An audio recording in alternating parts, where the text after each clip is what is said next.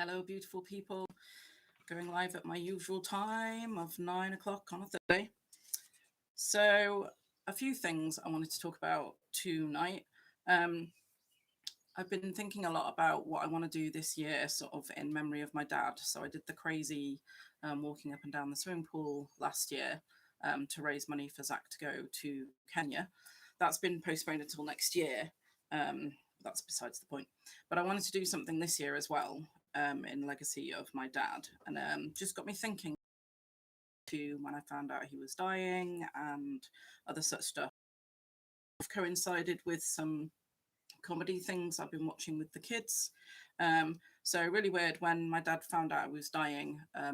Not this isn't weird, but he wanted to see all his grandchildren and great grandchildren, and um, during one of those trips, we got introduced to Daniel Sloss, who's a comedian who I really loved. So the first one of things of his that I watched was called Dark.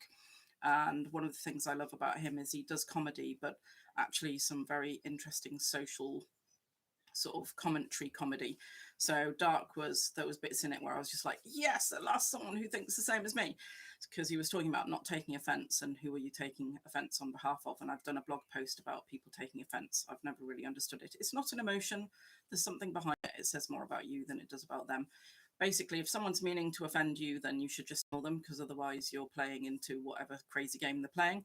And if you take offense and somebody didn't mean to, then just don't be offended because they didn't mean to cause you upset. But anyway, that's besides the point. Um, but it's just really weird when you're grieving or things happen. So that idea that you'll remember where you were when Princess Diana died or when the two towers went down, those pinpoints, people have those in their own lives. So I remember the day that my dad phoned to tell me that he was dying. And I remember that we got introduced to Daniel Sloss when all that family came up to say goodbye to him. Um, Similar things we've just watched, recently watched James Acaster's Cold Lasagna Hate Myself comedy act. Again, a really genius one if you want to, hi mum, if you want to watch a really good thing, then go and buy that. It's well worth it. He talks a lot about mental health awareness, which I think at the moment is really important, especially with what we're going through, but also for a relatively young lad to be talking about it, I think is really important as well, because women tend to talk about mental health a bit more. I know that's a stunning generalization. Um, and that was just around the time that Zach decided he was going to college here, and then he did. So it was like, oh no, I'm losing you soon. And then we've literally just watched Bo Burnham's Inside, which is totally worth watching, because it was recorded when in lockdown, over lockdown, and very interesting if you've got anybody who's suffering with mental health or just wants to see what it's like with someone who's suffering with mental health. I'd highly recommend you go and watch that. It's on Netflix. Um, but anyway, it was just really weird looking back at the things, the points in over the last couple of years where I've remembered things and stuff. So I thought this year I'm probably going to do some sort of legacy thing for my dad starting on the 6th of August, which would have been his 83rd birthday, and going through to the 6th of September, which interesting enough, when I was looking at it, is the weekend many years ago when I had CK2, who was my second child, removed. It was that weekend, so it was the weekend of Zach's second birthday party and then Zach's second birthday. So I thought I'd do like a really big sort of ceremonial legacy, remembrance, bringing all that sort of stuff into healing and everything. So I've done a lot of ancestral sort of healing and looking into how those things like epigenetics and emotions and picking up emotions from previous people and all that sort of stuff that gets passed down through the generations. So I'm going to be thinking of ideas of stuff to do sort of between the 6th of August and the 6th of September. And the reason I'm telling you guys is because if I don't tell you guys, I'll probably forget that I'm wanting to do something.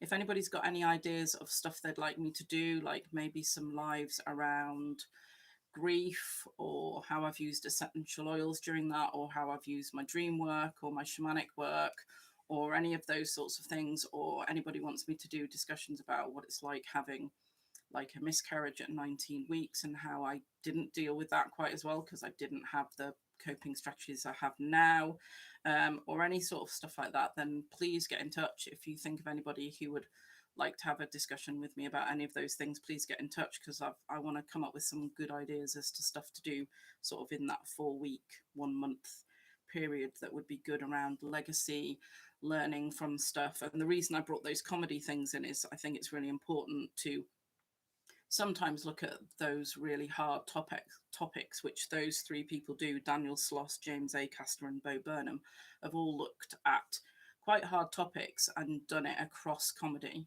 And I'd like to think that I'm not a comedian, don't get me wrong, I'm not going to be doing comedy stuff, but I'd like to think when you can bring that sort of really hard topic into conversations or lives or stuff like that, I think sometimes it is really important, because it gets people talking about it. And I don't think we talk about sort of grief enough, and death and miscarriage, because we think it's morbid, but actually it's not morbid if you can find a way to bring those people and the power of your the generations who've gone before you and the wisdom they had, thinking about the 7 generations. I don't know if you saw the thing I posted up on Facebook. I'll put a link below to the picture I posted up. Those 7 generations are behind you now. All the wealth of information they lived through and survived, and all the emotions they must have felt through wars and displacement, and death was much more real back then. People lost children all the time. It's not sort of the same as it feels now, where we don't talk about it. It was just part of life, but maybe they didn't talk about it. So all those sorts of things, that's the sort of thing I'd like to sort of investigate in whatever crazy idea I come up with for the sort of month of, I don't know, maybe it should be a month of mourning, I don't know. But if you've got any ideas, or you want to share this with anybody who you think might be interested, or you've got any subjects you'd like me to talk about, with all the stuff I've gone through and all the things I do in my crazy existence as a shamanic practitioner and essential oil dream working whatever, then please get in touch. But I'd highly recommend going and watching Daniel Sloss.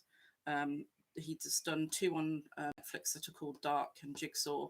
If you go on YouTube and look him up, you'll see some interesting stuff he talks about, quite personal information, which I think needs to get out there. Go and buy James Acaster's Cold Lasagna Hate Myself 1999. It's only 10 quid and you get a bonus thing with that. Go and watch Bo Burnham's Inside, especially if you've sort of struggled or know anyone who's struggled through lockdown, because you'll see someone who's just put it out there that mental health is just something that goes up and down and that we all have to deal with. So that's all I've got to say. But remember, as always, you are all fantastic, amazing, wonderful people. Share your gifts with the world, share your ideas with the world. We need more people who have compassion, are accepting of where everybody else is coming from. And yeah, take care, everybody. Bye.